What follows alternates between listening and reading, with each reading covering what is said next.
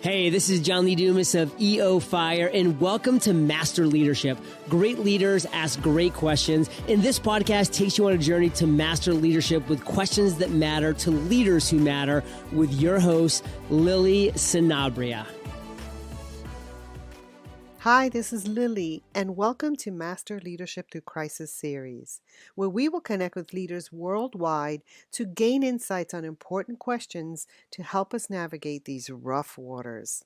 If you would like to participate as a guest, or if you have a question that you would like to ask, go to masterleadership.org/podcast. That's masterleadership.org/podcast for more information.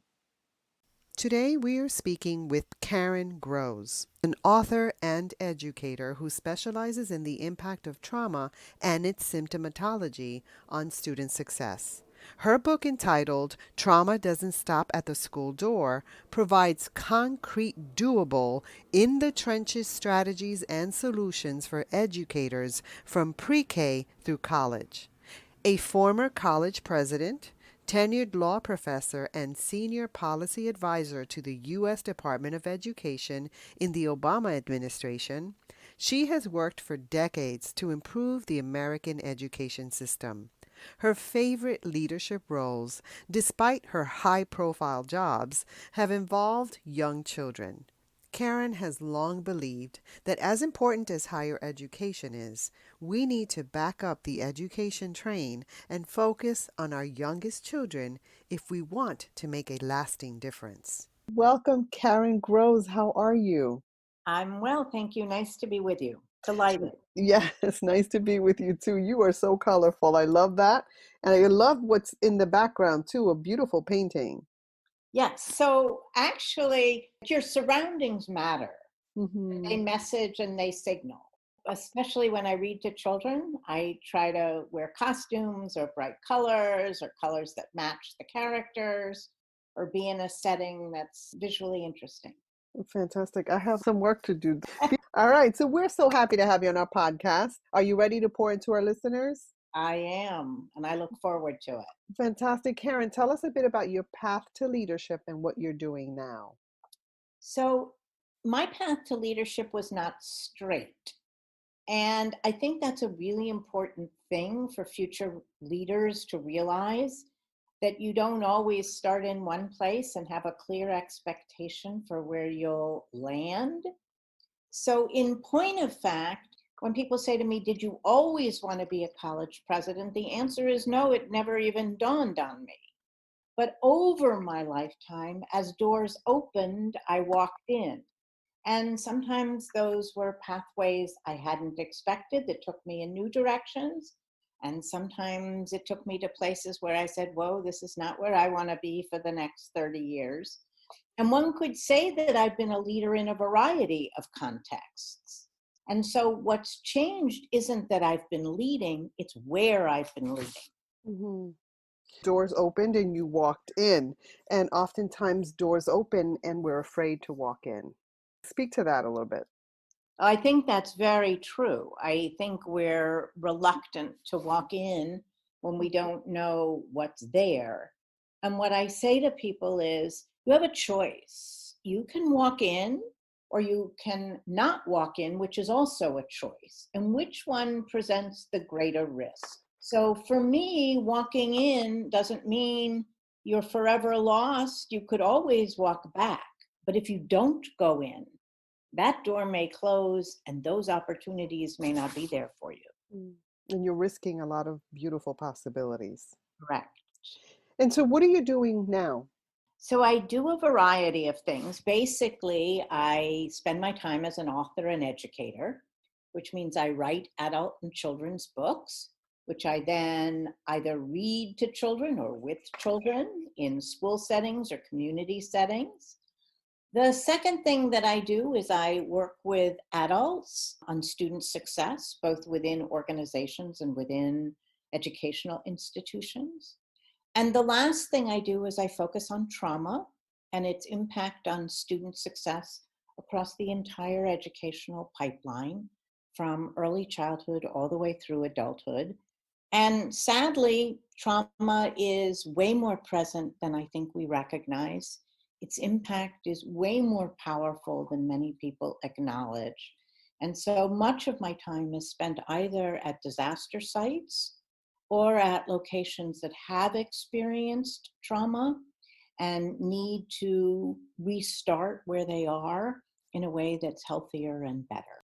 And right now, we're experiencing a global pandemic. We're hoping to be on the tail end of it. We're not sure. How has this affected you and your organization? It's a really interesting question. So I have for a while had a forthcoming book from Columbia Teachers College Press called Trauma Doesn't Stop at the School Door. Mm-hmm. And the book, which is coming out in June of 2020, is all about how to help educational institutions deal with student trauma, whether it's nature-based or personal-based. And at the time the book was originally written, there was no pandemic. In fact, the pandemic wasn't anywhere near my thinking. And actually, when the book acquisition editor was asked the same question, he said, no, I wasn't prescient. I had no idea there was going to be a pandemic. And what's happened is that because the pandemic is traumatic and causes trauma symptomology in many, many, many people across the globe, the book has taken on new meaning, new value, and new importance. And so my work has increased multifold because many people are thinking about issues like, how do we restart school in this environment?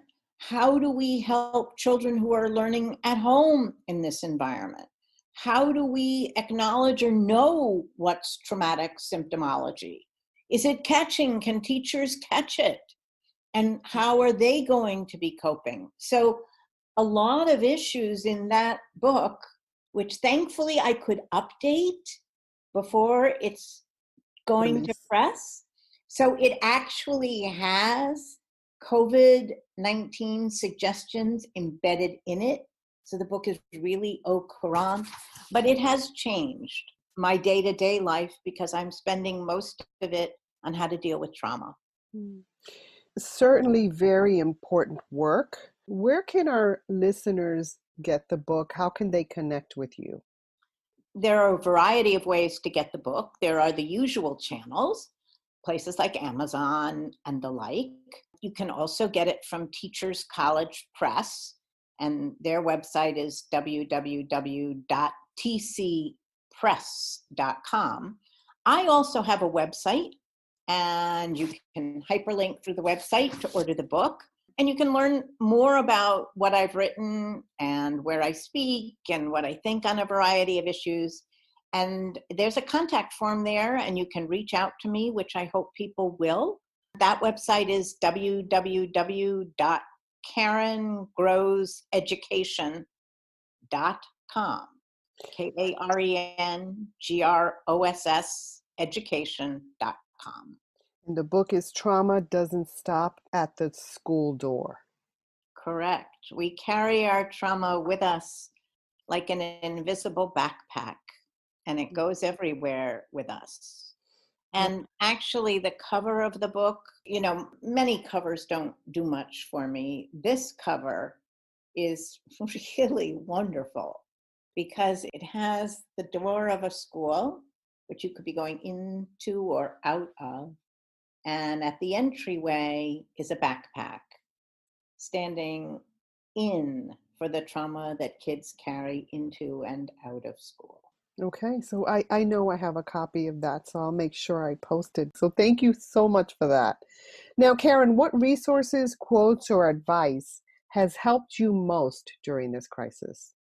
I think the saying that I keep repeating, and it's one actually that has profound meaning for me and I hope for many others, is that education happens in many places and spaces of which the classroom is but one. So let me say it again and sort of decode it a little bit. Education happens in many places and spaces, of which the classroom is but one. So when we shut down our classrooms, we have to be really careful to say we haven't shut down education. We've moved education to different places and spaces. And one of the things for me is that education can take so many forms, and parents and childcare workers and guardians are feeling, oh, I have to do that curriculum and all that online learning, and it isn't going well, and there's no education happening. And actually, that's not true at all. If you read to children, if you play with children, if you cook and follow a recipe with children, all of that is learning and education. And so, as important as classroom engagement is, and as high quality as it can be, it isn't the only place where we can learn. Right. And educators ourselves are in a position where we are growing and we're learning and we're expanding and getting uncomfortable, which is a good place to be, actually, because we have to model learning as well. Yes. And I think one of the interesting things for me is that the best paradigm for learning is when it's reciprocal, when students are learning from their teachers and professors and staff, and the staff and faculty and administration is learning from students. And the best learning happens when it's reciprocal. Yes. So that can happen now without human touch and with distancing. And it's not in many ways ideal, but you could think about it creatively. You could think about all the ways that education can happen. So here's a funny anecdote about this, if I could share it. Of course. So I wrote a children's book that's bilingual for young children called We See You, Te Vemos. And in one of life's unbelievable things, the book was printed on indestructible paper. Now, that was originally done so that the book could be handed around in classrooms, it doesn't rip. It's sort of the modern equivalent of a cloth book. But in a time of a pandemic, where everybody's washing everything down with wipes, this is a book you can wipe down. There it is. You're such a forward thinker. And it can be used by multiple kids in a family, and you don't have to worry I love it. about the coronavirus, skipping around in the book. So, but maybe more important than that is that the book is actually, it's a story of two biracial kids playing hide and seek, both with themselves and then with animals. But the theme behind it is object constancy and dealing with separation. And what better time than now to be thinking about issues of object constancy and separation in a world where we are being separated from people we care about, our teachers, our grandparents, our friends, and object constancy, which is what enables us to say, this too shall change. We will see them eventually, is a hugely important concept. And so a book which wasn't intended for COVID-19 has turned out to be a perfect children's book for COVID-19, and it's bilingual in English and Spanish. Hey, leaders, stay tuned for the rest of the interview following this brief message. If you want to find, claim, develop, and expand your voice in order to land that job, those clients, or that partner, then Master Your Swag podcast is for you. You don't have to have expert credentials to be featured, and you can select from several plans that can perfectly match your needs. Go to masteryourswag.com and claim your spot as a guest, and be ready to get noticed. That's masteryourswag.com. As I hear where you're coming from and I see your work, it's a passion project, and it gets deeper than just knowledge. It speaks to the emotional level, which is really, really important. So I'm very curious, what drove you towards this work? Because it's typically something that we either had to deal with or something deep that drives us to our passion and what we should be doing? And you're clearly in your passion. So that's a really good question. And as you probably surmise, it's a deeply personal one. So let me just start by answering that I have a children's book series called Lady Lucy's Quest about a young multiracial heroine who wants to become a knight in the Middle Ages. And she's told, no, no, no, girls can't be knights. And she says, well, wait a minute, I think I can be a knight. And the story is about her becoming a knight and then going on a variety of quests where the world is sort of against her, but she and her team managed to succeed. So at one of the first readings of that book to second graders, I'm sitting there, we read the story, and I say, oh, let's ask some questions. And a student raises her hand and says, are you Lady Lucy? And you know that old adage that children really do ask the real hard questions, the ones that go to the core. So the answer is yes, I've experienced trauma, and I'm very open about it in the work that I do. I'm very open about it in groups. I disclose my ACE score. And so when you look at me and you look at what I've done, people often say, well, she must have led a charmed life. What is she doing talking about trauma? And I then say, well, for starters, as I mentioned, trauma is invisible. Mhm. And you don't know the story about how we got to where we are. And actually, I think it's been very helpful for people to realize that my work is deeply rooted in personal experience, as well as all the academic and scientific literature that supports the work I do. And my adult books are filled with stories, my own and those of others, so that people can see that I don't just get to where I am intellectually, I get there from the inside. And I appreciate you sharing that. It is deep work. And even though we're on a Zoom call, I can feel your energy. And I think that's beautiful. So thank you for sharing that. So, Karen, many use the term lifelong learner. What does that mean to you, and what are you learning right now? I think actually we're all lifelong learners and we make them. Well, I want to say not everybody is. That's true. Everybody could be. Right. Accurate statement. Yes, I think that's a very good correction. But I might defend myself by saying that sometimes we learn without knowing it, so that we all could be lifetime learners. We're just not aware of what we're learning. So I would tell you that living life is a learning experience, even if you don't see how it's changing you. So sadly, in education, we think that when you get a diploma, that's the end. And whether that's a high school diploma or a college diploma or whatever kind of diploma one gets, that's when school ends and work starts.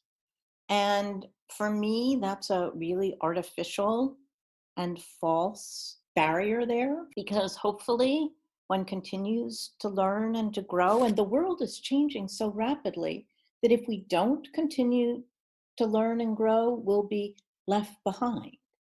And so one of the hardest things for me in education is to share that our obligation to students doesn't end when they graduate.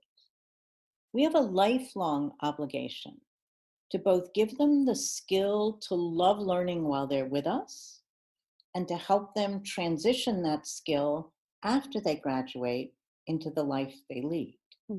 But we often just say, oh, diploma, done, you're gone, next group. Right. But no, that's really all wrong. And what are you learning right now? I'm learning a lot.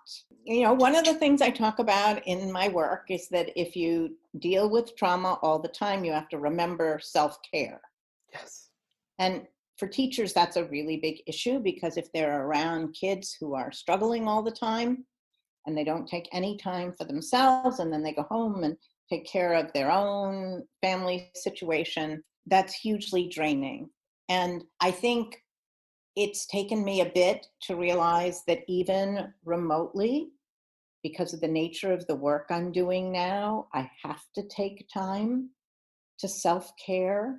And the interesting thing is, I think sometimes I'm actually working more now during the pandemic than I did before. So the need for self-care, particularly given the nature of our world and the work I do, is difficult. So one thing I've learned is I should listen to what I write and follow my own advice and exercise some self-care. Right. I think the second thing I've learned is that different people respond really differently to something like a pandemic. Mhm. And we tend to think that we understand how someone else, even someone very close to us, thinks. But we all make different risk assessments, and we all have different risk tolerance mechanisms. And I think I've learned that you actually have to realize that the person across from you or next to you or in your house may not have the same risk assessment and risk tolerance that you do. So for some people, going to a grocery store is really a hugely difficult task. Mhm. Even if they wear gloves, even if they wear a mask, they don't want to go in. For other people, the idea of getting in an elevator is really frightening. They don't want to be in a closed space where someone else's air has been. Some people wash down their food and their groceries. Some people take off their clothes every time they come in from being out and put them in the washing machine. So I think we have to realize that how people are responding is very different person to person, even people you thought you knew really well, because the situation's new and not everybody is approaching it the same way.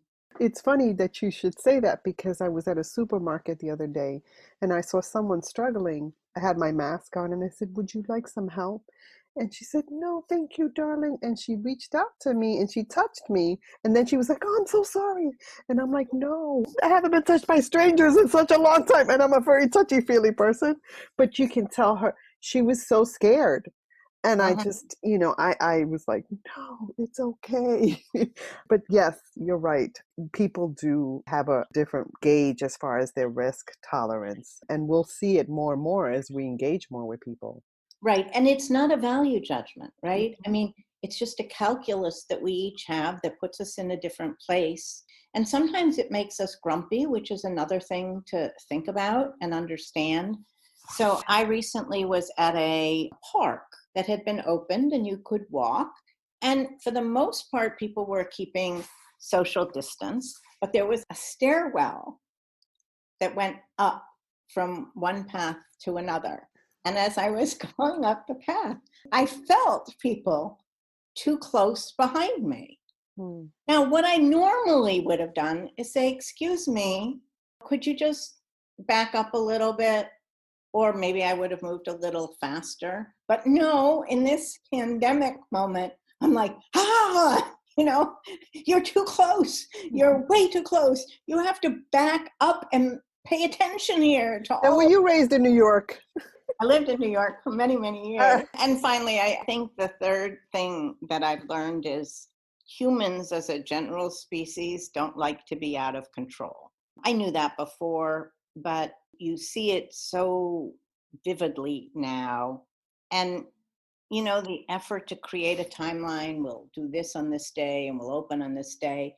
And Dr. Fauci then says, no, actually, the virus is the one setting the timetable and we can't control it. And I think the idea that we can't control our environment and our lives, and we can't foresee even the next month, let alone 2 months, 3 months, 4 months, is very hard. I mean, we're not built for that level of uncertainty. And it doesn't always bring out the best.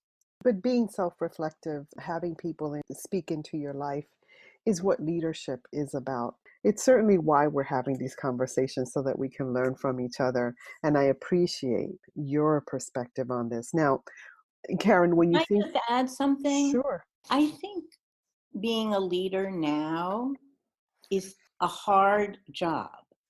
and you have to be really transparent. I mean, there is nothing more important now than speaking the truth and being honest about what's happening. And we often so want to sugarcoat or make life easier for people. But I think right now, leaders have to be transparent, both about what they're feeling and seeing. I mean, not that they should be weeping all the time, but I think they have to be honest that this is a hard time and they're dealing with it and they're going to help others deal with it and we're all dealing with it together. But the one thing you can count on from a leader should be that they are trustworthy and transparent. And I absolutely agree. And when you think of leadership today, what are you most hopeful about? I'd say I'm most hopeful about the power of the possible. I think humans have enormous capacity to innovate and be creative when given an opportunity to do that. I truly believe that people working together can change the world. And so I'm hopeful that when you have a big calamity or a crisis, that there's some way in which the collective can move forward and get some benefits on a go forward basis Mhm. that enables life to be not immediately necessarily, but at some point better. The power of the possible is certainly something that ignites us or should ignite us. So I appreciate that. Now, Drew Dudley has a question for you. What is a piece of life or leadership advice or any wisdom or cultural cliche that you don't agree with or have an issue with? So here's the advice that I do not believe in, that we ought to pull ourselves up by our bootstraps. And when it gets tough, the tough get going. They're all basically based and grounded in individualism, and that if I did it the hard way, you should do it the hard way too. By the way, just think about it. How would you pull yourself up by your bootstraps? I mean, you'd have to be like, I don't know, like on the ground. I don't know even how you would do it. But the rugged individualism that sort of undergirds a lot of American thought and belief systems, I think isn't right. I think the answer is that we really should be able to help people. And when you help them, you're not lowering standards. Since when is helping someone lowering standards? If the idea is success, why does it matter how you get to success as long as you get there? Right.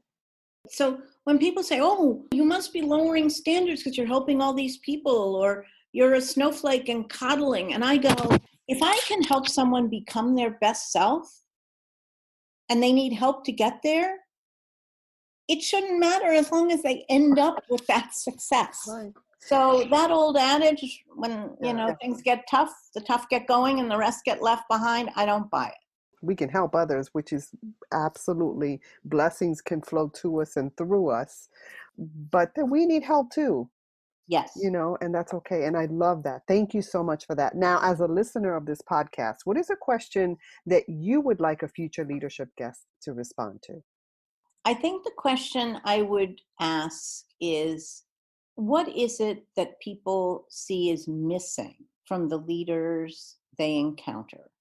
Whether those are leaders in schools, leaders in businesses, leaders in religious organizations. And if you can answer the missing question, then flip the question and ask, what is the quality you see in the leaders you like, that you value? Mhm. And I think you have to ask both the positive and the negative question. I love that. Thank you so much. I will be asking that of a future guest. Now, is there anything else you'd like to share with our listeners, Karen? Well, the one thing I would like to share is the power right now of reading, because reading is an engagement activity, even if you're not doing it sitting next to someone. Reading allows you to let your imagination go. Even if I were to read to you, it allows for a form of conversation we wouldn't otherwise have. And so reading for me is something that can be done now in ways that take on new and important meaning in a pandemic. Very important. Thank you so much for adding value to me and to our listeners. Nice to be with you. Okay, have a great day. Thank you for doing this. In closing, here's a quick message. Coaching is the art of influence that underpins leadership in the 21st century. It is the very thing that can get you from being stuck to being extraordinary. So go to masterleadership.org and sign up to get a free coaching session. Until next time, continue to ignite that leader in you.